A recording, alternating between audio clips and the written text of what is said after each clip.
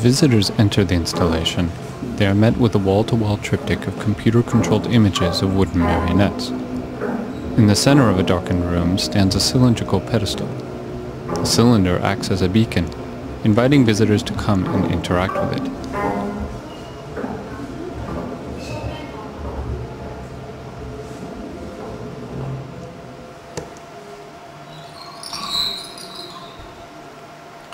A series of thin wires sit atop the cylinder, which in turn connect up to a motorized interface lying in the semi-transparent chamber. The cylinder is large enough to allow multiple visitors to interact with the piece simultaneously, however small enough to allow a single user to pull the various strings as if it were an instrument.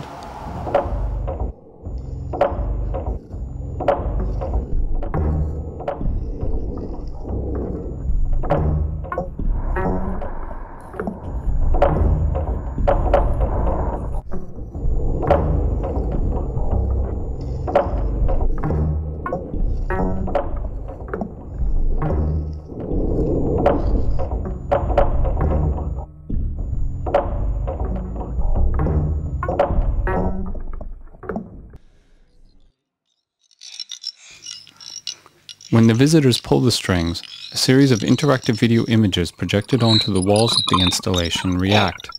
They appear, disappear, and evolve according to the rhythm of the interactor's gesture.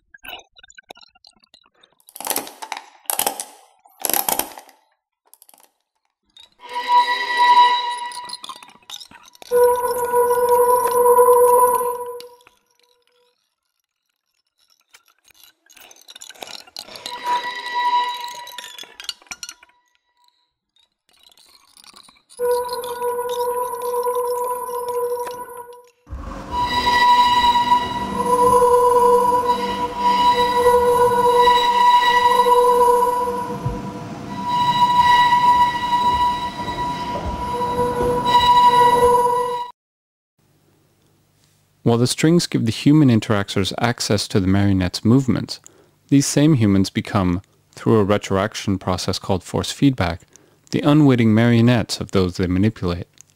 For as the interactors pull on the strings, motors inside the interface allow the marionette images to pull back. Thus a three-tiered process of interaction takes place. Humans pull on marionettes, marionettes pull on each other, while marionettes pull back on the humans.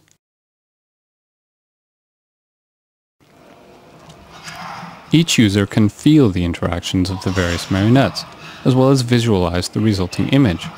The internal motors give feedback concerning weight and resistance, thus allowing the human interactor to enter into a physical as well as mental relationship with the object.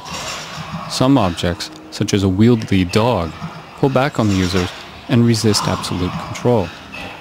Inter-user interactions are made possible by cross-referencing one object to two strings.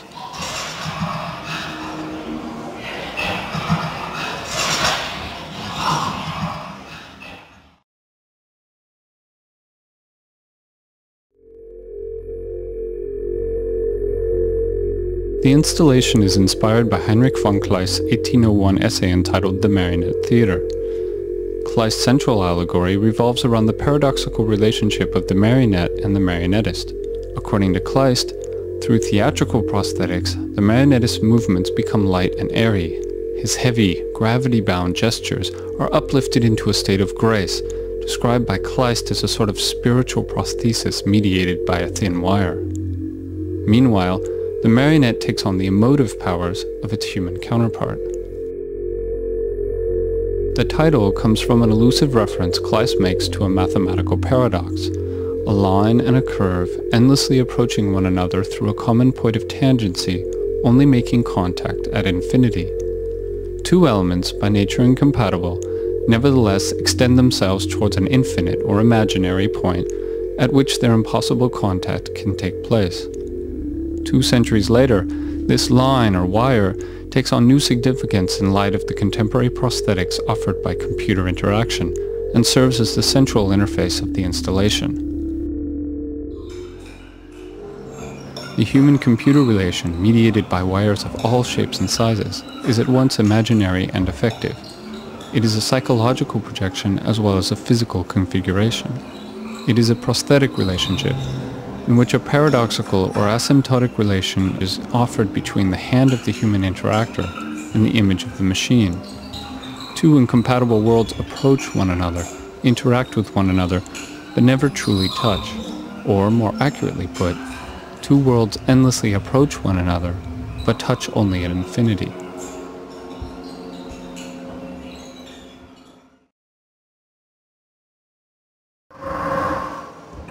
Hence the need for breaks, fissures, and cracks.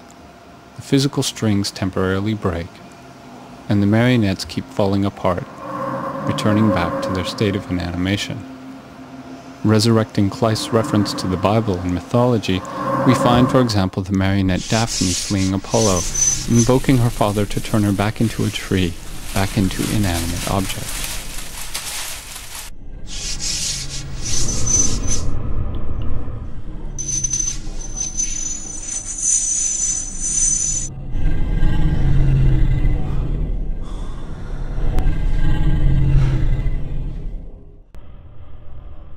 The poor marionette thief is inevitably caught for his crimes and choked to death by the very string that once gave it life.